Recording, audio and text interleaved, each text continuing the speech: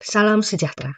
Selama ini setiap kali kita mendengar, membaca, atau diajarkan tentang perumpamaan anak yang hilang dalam Lukas 15, hampir selalu fokus utamanya adalah tentang keindahan kasih Bapa kepada anak-anaknya. Ya benar, itu adalah kebenaran yang sangat luar biasa. Namun dalam pembahasan kita kali ini, saya tidak akan mengajak Anda melihat kisah ini dari sudut pandang yang sudah umum tersebut. Kita akan menggali jauh lebih dalam lagi. Sebab perumpamaan ini sebenarnya menyimpan ledakan pesan teologis yang sangat dahsyat dari Tuhan Yesus. Melalui kisah ini, Yesus tidak hanya sedang membicarakan relasi antara Allah dan manusia atau sekadar moralitas antar sesama manusia. Namun secara khusus, perumpamaan ini adalah sebuah teguran tajam dan strategis yang Yesus arahkan langsung kepada masyarakat dan para pemuka agama Yahudi pada masa itu. Sebagai latar belakang yang sangat penting untuk kita pahami, secara keseluruhan, Injil Lukas memiliki akar yang sangat kuat pada kritik terhadap legalisme dan kekakuan tradisi Yahudi. Dan tahukah Anda, perumpamaan ini adalah salah satu kritik yang paling tajam. Saya sebutkan juga paling brilian dan paling revolusioner terhadap hukum agama yang kaku pada saat itu, yang dikemas oleh Tuhan Yesus dengan sangat smart dalam kisah anak yang hilang ini. Mari kita bongkar sisi sejarah dan budayanya dan temukan apa yang sebenarnya sedang terjadi di balik layar kisah yang sudah sangat kita kenal ini. Kita langsung saja lihat mulai dari ayat 12. Kata yang bungsu kepada ayahnya, "Bapa, berikanlah kepadaku bagian harta milik kita yang menjadi hakku." Lalu ayahnya membagi-bagikan harta kekayaan itu di antara mereka. Dari kalimat pertama perumpamaan ini saja kita langsung tahu bahwa Yesus sedang membidik orang-orang Yahudi di hadapannya. Bagi telinga orang Yahudi di abad pertama, kalimat pembuka Yesus ini sangat mengejutkan. Dalam dunia konten kreator modern, ini disebut metode hook. Yesus memberikan kejutan di 3-5 detik awal untuk mengunci perhatian penuh dari para pendengarnya. Mengapa ini mengejutkan bagi orang Yahudi? Karena Yesus mengisahkan ada 2 orang bersaudara. Yang bungsu meminta hak warisan saat ayahnya masih hidup. Padahal hukum Taurat dan tradisi Yahudi sangat tegas tentang hal ini. Pembagian warisan hanya boleh dilakukan setelah pemberi warisan meninggal dunia. Tapi perhatikan baik-baik, kejutan utamanya bukan cuma pada permintaan si anak. Kejutan terbesarnya justru ada pada sang ayah yang mengabulkan permintaan itu. Mengapa? Dalam budaya patriarki Yahudi, otoritas mutlak ada di tangan bapak sebagai kepala keluarga. Si anak boleh minta apa saja, tapi keputusan ada pada sang ayah. Seandainya sang ayah bersikeras memegang teguh aturan kaku Taurat dan menolak membagikan hartanya, kisah ini tidak akan pernah terjadi. Di awal kisah ini Yesus menunjukkan bahwa bukan hanya si anak yang melanggar tatanan Taurat tentang meminta warisan bukan pada waktunya, tetapi ayahnya pun ikut mendobrak hukum tersebut. Bahkan sebenarnya porsi pelanggaran sang ayah jauh lebih besar, sebab ia mengabulkan permintaan sang anak. Sekali lagi, kalau sang ayah tidak mengabulkan permintaan sang anak, tidak ada kisah ini. Anak itu tidak akan menerima warisan karena itu memang belum waktunya. Lalu apakah Yesus sedang mengajarkan orang Yahudi untuk memberontak dan melanggar hukum Taurat? Tidak. Di sini ada pesan khusus yang ditujukan Yesus bagi kaum bapak umat Yahudi. Ini satu pesan khusus. Karena budaya patriarki itu begitu kuat, keputusan ada di tangan seorang bapak sebagai kepala keluarga. Oleh karena itu pesan khusus dari ayat ini atau dari penyampaian kisah ini di awal yang mendobrak hukum Taurat adalah kalau sang bapak tidak berani keluar dari hukum Taurat, maka selama itu pula seluruh keluarganya tetap berada dalam hukum Taurat. Pada ayat ini ada panggilan Tuhan untuk orang-orang Yahudi yang hidup di bawah hukum Taurat untuk menerima kasih karunia Allah Bapa. Hal ini kita ketahui dari kelanjutan perumpamaan ini. Seakan kepada mereka, Tuhan mengatakan, inilah yang akan kalian terima bila kalian menerima kasih karunia Allah. kalian akan menerima pengampunan Sang Bapa di surga. Inilah yang disebut makna khusus tersendiri dari ayat ini. Sebuah panggilan Tuhan kepada kaum Bapa Yahudi. Di tengah patriarki, Sang Bapa harus berani mengambil keputusan untuk keselamatan seluruh keluarganya. Sekarang mari kita lanjutkan. Lalu ayahnya membagi-bagikan harta kekayaan itu di antara mereka. Pertanyaan, berapa bagian sulung dan berapa bagian bungsu dalam aturan hukum Taurat? Berdasarkan hukum Taurat, dalam Ulangan pasal 17 tertulis bahwa anak sulung dapat 2 bagian, anak bungsu 1 bagian. Karena mereka hanya 2 bersaudara, sulung dan bungsu, maka itu berarti sulung menerima 2/3 bagian dan si bungsu menerima 1/3 dari total kekayaan ayahnya. Lalu apa saja bentuk warisan yang diberikan kepada mereka? Ada harta bergerak, mencakup ternak peliharaan, emas, perak, pakaian berharga, dan barang-barang rumah tangga. Ada harta tidak bergerak, bangunan atau rumah yang berdiri di atas tanah milik keluarga atau hasil dari tanah yang diolah, yang menjadi tanaman, pohon-pohonan, itu tidak bergerak. Dan yang terutama dalam pembagian warisan adalah tanah. Tanah milik pusaka. Ini bentuk warisan yang paling utama. Sering disebut nakala dalam bahasa Ibrani. Tanah milik pusaka ini sakral dan tidak bisa diperjualbelikan sembarangan. Mengapa? Sebab Allah menetapkan bahwa tanah pusaka yang dibagikan kepada suku-suku Israel adalah mutlak milik Allah. Tanah itu ibarat titipan. Kalaupun terpaksa dijual karena hutang, kelak harus ditebus kembali oleh kerabat terdekat. Dan tanah itu tidak boleh berpindah ke suku lain. Jadi kalau tanah milik pusaka itu diberikan kepada suku Ruben, maka tanah itu tidak boleh beralih ke suku Simeon misalnya. Hanya akan berlaku turun-temurun. Tidak berpindah suku. Anda ingat kisah Nabot? Ia rela mati dan menolak menjual kebun anggurnya kepada Raja Ahab yang berkuasa dengan berkata, kiranya Tuhan menghindarkan aku daripada memberikan milik pusaka nenek moyangku kepadamu. Sebab itu memang aturan yang berlaku. Sekarang kita lihat kelanjutannya di ayat 13. Beberapa hari kemudian anak bungsu itu menjual seluruh bagiannya itu lalu pergi ke negeri yang jauh. Perhatikan kalimat menjual seluruh bagiannya. Dalam bahasa aslinya ini adalah idiom untuk tindakan melikuidasi atau mencairkan semua aset menjadi uang tunai secepat mungkin. Kepada siapa warisan itu dijual? Mengingat ketatnya hukum Taurat tentang tanah pusaka yang tidak boleh jatuh ke suku lain, kemungkinan terbesar dan paling logis adalah ia menjualnya kembali kepada kakaknya sendiri atau kepada kerabat sedarah di desanya. Tanah warisan itu pasti dibanting harganya alias dijual sangat murah. Ia tidak peduli pada nilai sakral warisan yang dia terima. Ia tidak peduli pada kerugian keluarga. Yang ada di kepalanya hanyalah mengubah warisan itu secepat mungkin menjadi uang tunai. Masih di ayat 13. Lalu pergi ke negeri yang jauh. Di sana ia memboroskan harta miliknya itu dengan hidup berfoya-foya. Kembali diingat, uang yang dia boroskan di negeri orang itu adalah uang hasil penjualan warisan dari ayahnya. Di titik inilah terjadi pelanggaran hukum Yahudi yang jauh lebih fatal, bahkan lebih mengerikan dari sekadar meminta warisan sebelum waktunya. Bagian ini sangat penting Bapak Ibu untuk kita pahami karena inilah kunci yang nantinya menjelaskan mengapa sang ayah ketika anaknya kembali itu dia berlari menyongsong anaknya. Jadi ada sebuah hukum tradisi lisan Yahudi yang sangat ketat pada masa itu. Dikarenakan milik pusaka tidak boleh beralih kepada suku lain, apalagi kepada bangsa asing atau non-Yahudi, maka setiap orang Yahudi yang menghilangkan kekayaan keluarganya dan jatuh ke tangan bangsa kafir, ia terkena sanksi sosial yang paling berat. Ia tidak akan diakui lagi sebagai orang Yahudi. Sanksi ini setara dengan hukuman bagi mereka yang menikah dengan bangsa lain. Terhadap orang yang menikah dengan bangsa lain atau yang memindah tangankan kekuasaan dari tanah milik pusaka menjadi milik orang lain yang bukan orang Yahudi, itu dinyatakan bahwa mereka dengan sengaja memutuskan hubungan mereka dari bangsanya.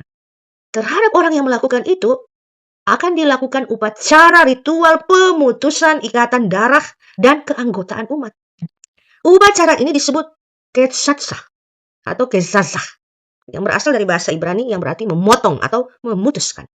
Inilah ancaman nyata yang menanti si bungsu kalau dia pulang. Kalau dia berani pulang kampung, kembali ke ayahnya. Ancaman yang akan dia hadapi adalah masyarakat Yahudi, khususnya penduduk desa di mana dia tinggal, akan mengadakan upacara kesasa. Mengapa? Karena hasil penjualan warisan itu tidak kembali berputar di antara bangsanya. Uang itu habis ia foya-foyakan di negeri kafir. Dan bagi hukum tradisi kuno Yahudi, membiarkan nilai warisan itu lenyap di tangan bangsa asing adalah pengkhianatan terhadap milik pusaka Allah. Jadi, sederhananya begini.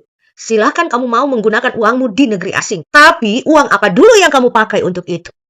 Kalau itu adalah uang hasil penjualan milik pusaka Allah, itu masalah. Kapan dia pulang, dia akan diupacarakan untuk diputuskan dari kehidupan Yahudi. Oleh sebab itu, keputusan si bungsu untuk pulang kampung ke rumah ayahnya sebenarnya adalah sebuah keputusan bunuh diri sosial. Ia tahu persis kepulangannya berarti menyerahkan diri untuk diadili dan dibuang selamanya melalui upacara kesasa. Mari lihat visualisasi ilustrasi upacara kesasa ini.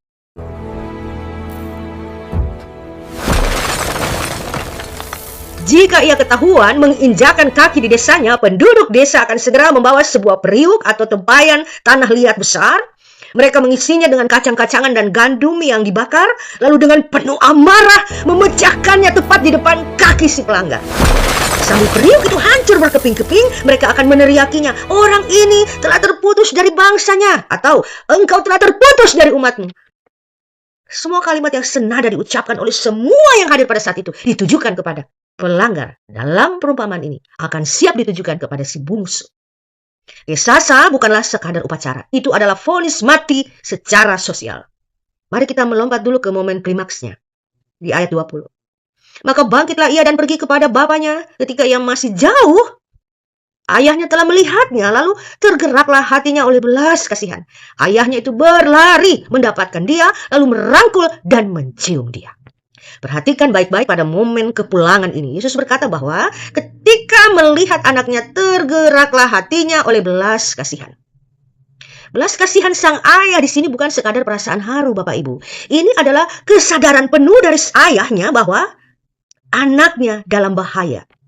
Kapan anaknya didapati dahulu oleh penduduk desa, maka anak itu akan langsung diseret dan dihakimi melalui upacara kesasa. Dan sang ayah tidak mau kehilangan anaknya yang dicintai.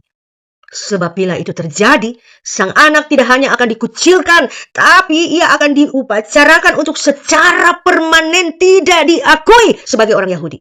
Ia kehilangan seluruh hak pusaka dan dianggap mati bagi seluruh bangsanya dimanapun ia berada. Itulah sebabnya sang ayah harus bertindak cepat. Lalu Yesus menyampaikan, ayahnya berlari mendapatkan dia. Tahukah Anda?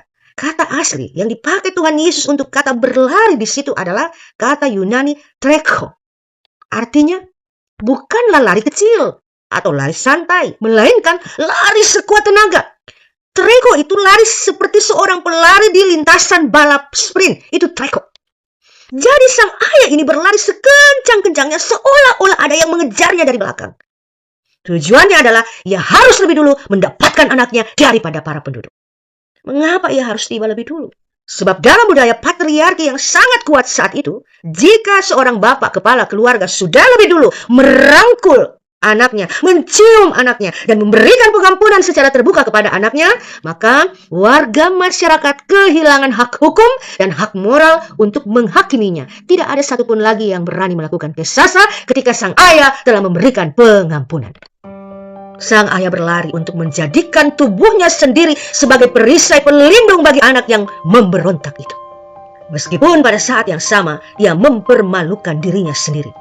Mengapa? Di budaya Timur Tengah kuno, seorang pria tua yang terhormat pantang untuk berlari.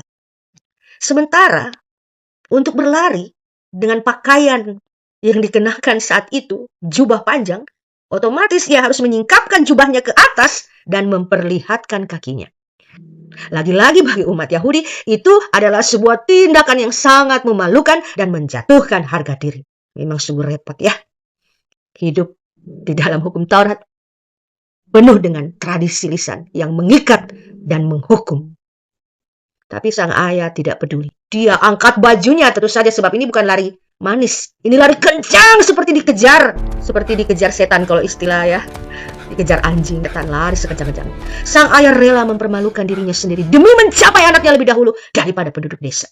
Tindakan sang ayah yang mempermalukan dirinya sendiri dengan berlari treho menyongsong anaknya adalah gambaran Bapa Surgawi rela menjadi manusia di dalam dunia sebagai perisai untuk menyelamatkan kita dari vonis hukuman. Sang anak bungsu ini sebenarnya tahu persis konsekuensi perbuatannya dan ia sangat sadar akan bahaya upacara Kezasa yang menantinya bila ia berani pulang. Namun, apa yang membuatnya nekat pulang? Kasih ayahnya. Si bungsu berani pulang karena justru saat ia berada di titik terendah dalam hidupnya, saat ia menjadi penjaga babi yang kelaparan, di titik nadir itulah ia baru bisa melihat kasih ayahnya dengan jernih. Di tengah kandang babi, ia mengingat bahwa di rumah ayahnya, orang bisa makan sepuasnya. Barulah matanya terbuka melihat bahwa kasih ayahnya bukan hanya turun kepada anak-anaknya, tetapi bahkan kepada para pekerja dan hamba di rumahnya. Barulah dia sadar, ayahnya penuh dengan kasih. Di titik nol itu ia menyadari perbuatannya telah membuat ayahnya menanggung aib besar di mata masyarakat Yahudi. Ia teringat bagaimana ayahnya rela menanggung cemoohan warga demi memberikannya warisan, semata-mata untuk membahagiakan hatinya dan memberikan kebebasan memilih kepada dirinya. Saat ia keluar dari kungkungan sistem tradisi bangsanya dan hancur di negeri orang, pusat perhatiannya bukan lagi pada aturan demi aturan. Yang terlihat di mata batinnya adalah sosok sang ayah. Ia melihat ayahnya sebagai seorang pribadi, ayah yang penuh kasih, ayah yang peduli, ayah yang rela berkorban. Keterpurukan seringkali menjadi kacamata yang Tuhan izinkan untuk kita pakai agar kita bisa melihat hati sang Bapa. Ayahnya mengizinkan sang anak untuk pergi agar ia mengerti kerasnya kehidupan. Ayahnya memberikan ruang kemerdekaan agar anaknya tahu membedakan mana kemerdekaan sejati dan mana perbudakan dunia. Sang ayah tidak bermaksud mencelakakan anaknya, melainkan mendewasakannya. Meski ia tahu tentang sanksi Kezasa menantinya, sang anak tetap pulang. Selagi masih di negeri orang, ia sudah menyiapkan diri untuk menyampaikan suara hatinya. Kita lihat ayat 18 ya sampai 19. Dia bilang, aku akan bangkit dan pergi kepada Bapaku dan berkata kepadanya, Bapa, aku telah berdosa terhadap surga dan terhadap Bapa. Aku tidak layak lagi disebutkan anak Bapa. Jadikanlah aku sebagai salah seorang upahan Bapa. Sang anak sadar, kalaupun masyarakat desa akan menghakiminya dan memecahkan periuk di kakinya, ia berharap dan ia tahu ayahnya yang penuh kasih itu mau menggunakan hak prerogatifnya sebagai Bapa dan sebagai kepala rumah tangga dan sebagai laki-laki dalam budaya patriarki untuk mengizinkannya tinggal walau bukan sebagai anak lagi, melainkan sebagai orang upahan. Bapak Ibu, harus diketahui ada perbedaan besar di zaman itu antara budak atau bahasa aslinya doulos dan orang upahan atau misteos. Seorang budak tinggal di dalam rumah tuannya dan menjadi bagian dari rumah tangga itu. Sementara orang upahan tinggal di luar rumah dan hanya bekerja untuk upah harian. Sang anak memilih, kalaupun saya tidak bisa jadi anak lagi, biarlah saya jadi orang upahan. Dengan meminta menjadi orang upahan, si bungsu sebenarnya sedang menawarkan solusi pragmatis. Ia seperti berkata, ayah, aku tahu aku sudah merusak namamu. Biarkan aku hidup di pinggiran komunitas di luar rumahmu, agar ayah tidak perlu berkonflik dengan penduduk desa. Aku menerima vonis Kezasa, ayah, asalkan aku bisa bekerja padamu. Namun perhatikan keindahan ayat 20 dan 21. Kalimat yang ia sudah siapkan dan dia latih berulang kali di negeri orang. Jadikanlah aku sebagai salah seorang upahanmu, itu ternyata tidak pernah sempat keluar dari mulutnya. Coba Anda bedakan ayat 19 dan 20-21 itu. Mengapa? Karena saat itu juga kalimatnya belum selesai, sang ayah memotong perkataannya. Sang ayah membungkam rasa bersalah anaknya dengan pelukan, dengan ciuman, dan langsung meneriakkan perintah untuk membawa jubah, cincin, dan kasut. Sang ayah tidak menginginkan pekerja, ia menginginkan anaknya kembali. Sekarang mari kita lihat ayat 22. Tetapi ayah itu berkata kepada hamba-hambanya, lekaslah bawa kemari jubah yang terbaik, pakaikanlah itu kepadanya dan kenakanlah cincin pada jarinya dan sepatu pada kaki. Tindakan ayahnya ini bukan sekadar memberi pakaian ganti kepada anaknya yang pastilah sudah tidak berganti pakaian di tengah keterpurukan. Dia menjadi penjaga babi. Kondisi penjaga babi itu sangat memprihatinkan. Yang terjadi di sini bukan sekadar ganti pakaian kotor menjadi pakaian bersih. Yang terjadi di sini adalah pemulihan dan peneguhan hak sang anak secara penuh dan legal di dalam keluarganya. Mari kita bedah 3 simbol ini. Jubah Ini adalah simbol kehormatan tertinggi dan posisi dalam keluarga. Kemungkinan besar itu jubah sang ayah sendiri. Sang ayah secara harfiah hendak mengatakan bahwa rasa malu, bau babi, kotoran anaknya apapun, saya tutupi dengan jubah kehormatan yang saya berikan kepadanya. Di sini sang anak diteguhkan kembali sebagai pewaris di dalam keluarga. Lalu cincin, apa maknanya? Di zaman itu cincin bukanlah perhiasan untuk gaya-gayaan. Cincin adalah alat legal untuk menyegel dokumen pada masa itu. Berfungsi seperti tanda tangan. Dengan cincin ini sang ayah memeteraikan kembali status anaknya dan memulihkan hak akses penuh atas otoritas keluarga. Pemberian cincin adalah pemeteraian bahwa anaknya penuh menerima otoritas sebagai keluarga. Lalu kasut. Harus diketahui budaya saat itu membedakan status sosial dari kakinya. Seorang budak atau orang upahan bekerja tanpa alas kaki. Tetapi seorang anak yang merdeka selalu memakai kasut. Jadi pemberian kasut adalah proklamasi. Engkau tidak akan pernah menjadi hamba di rumah ini. Aku beri kamu kasut sebab engkau adalah anakku yang merdeka. Namun tak cukup sampai di situ. Sang ayah kemudian mengadakan pesta besar. Dengan memerintahkan penyembelihan anak lembu tambun, sang ayah mengundang seluruh warga desa untuk berpesta. Ini lembu tambun berarti menghidangkan anak lembu tambun berarti memberi makan ratusan orang. Mengapa harus seluruh desa? Sebab ini bukan pesta gembira semata. Ini adalah pesta maklumat publik sang ayah. Dengan pesta itu ia memaklumatkan, ini anakku. Dia sudah kembali dan selamanya akan tetap anakku. Dengan demikian, upacara kesasa itu tidak dapat diberlakukan lagi bagi sang anak. Karena peneguhan atas diri anak itu kembali tidak dilakukan secara pribadi saja antara ayah dan anak. Dengan pemberian jubah, cincin, dan kasut. Tetapi dipestakan, dipublikasikan sebagai proklamasi bagi seluruh umat Yahudi. Ini pemulihan status yang luar biasa. Kita mengingat Allah mengampuni kita dan memulihkan otoritas kita secara penuh. Dan membungkam semua dakwaan iblis. Dan yang tidak boleh terlewatkan juga adalah siapa orang pertama yang melihat kepulangan si bungsu? Ayahnya sendiri. Bahkan kakaknya tidak tahu kalau adiknya sudah pulang. Dia sedang berada di ladang. Tapi perhatikan ayat 20. Tuhan Yesus berkata, ketika ia masih jauh, ayahnya telah melihatnya. Apa artinya ini? Ini berarti setiap hari sang ayah selalu menatap ke arah ufuk. Setiap hari ia menanti dan terus menanti melihat ke jalan di mana anaknya dulu pergi. Ia menantikan anaknya itu kembali setiap hari. Setiap saat sedapat mungkin ia berdiri dan menatap, menunggu anaknya pulang. Karena itu dia menjadi orang pertama yang melihat si bungsu ini kembali. Karena sejak hari pertama anaknya melangkah keluar dari gerbang, sejak detik itu pula kepulangannya dinantikan oleh sang ayah. Pesan ayat ini bukan hanya tentang kasih Bapa, tetapi juga kasih seorang ayah manusia. Perumpamaan ini juga menyampaikan makna bahwa keluarga sebagai rumah kasih karunia. Keluarga harus menjadi tempat paling aman untuk pulang. Kalau keluarga tidak membuka tangan menyambut anggotanya yang hancur dan jatuh, kemana lagi ia harus pulang? Dunia luar boleh menolak dan membuang mereka. Tapi seperti sang ayah dalam perumpamaan ini, kita harus berani berdiri di depan dunia dan berkata, dia tetaplah anakku. Seringkali kita begitu bersukacita karena diampuni dan diterima oleh Bapa di sorga. Senang dengan perumpamaan ini bicara tentang pengampunan Allah yang menerima kita yang sudah memberontak, kita yang sudah jatuh. Tapi kita justru menutup rapat pintu maaf bagi sesama manusia, bahkan bagi keluarga kita sendiri. Jika Bapa di sorga terus berdiri menanti kita pulang, maka jangan pernah lelah menanti, jangan pernah lelah mengampuni, dan berharap anakmu yang hilang juga akan kembali. Lalu bagaimana dengan si sulung? Perhatikan kata-kata saat ia tahu adiknya yang memberontak itu tidak dihukum, melainkan disambut dengan pesta. Ia marah dan berkata kepada ayahnya, telah bertahun-tahun aku melayani Bapa dan belum pernah aku melanggar perintah Bapa. Tahukah Anda? Coba perhatikan kalimat itu baik-baik, dia bicara tentang ketaatan. Dia tidak pernah melanggar perintah Bapa.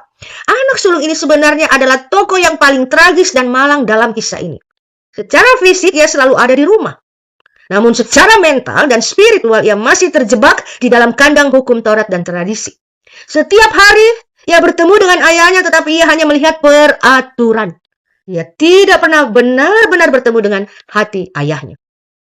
Perumpamaan ini memperingatkan kita bahwa kita bisa saja secara fisik berada di dalam rumah Tuhan, rajin melayani dan merasa tidak pernah melanggar aturan, hidup lurus-lurus saja menjadi orang benar. Tetapi jika kita tidak memiliki belas kasihan, sesungguhnya kita belum pernah benar-benar bertemu dengan hati Bapa. Si bungsu berani pulang, bukan karena ia merasa sudah memenuhi syarat hukum. Ia justru tahu persis bahwa ia telah melanggar semuanya. Si bungsu berani melangkah pulang karena ia mengingat karakter ayahnya, bukan mengingat hukum ayahnya. Dia berani pulang karena dia tahu di situ ada kasih untuknya. Dia berani pulang karena suara hatinya telah mendengar panggilan sang ayah yang tidak pernah menutup pintu hati dan pintu rumahnya, sebab ia tidak pernah membuang anaknya. Ia mendewasakan anak untuk kembali mengerti dan bersyukur bahwa ia memiliki Bapa yang sangat mencintai.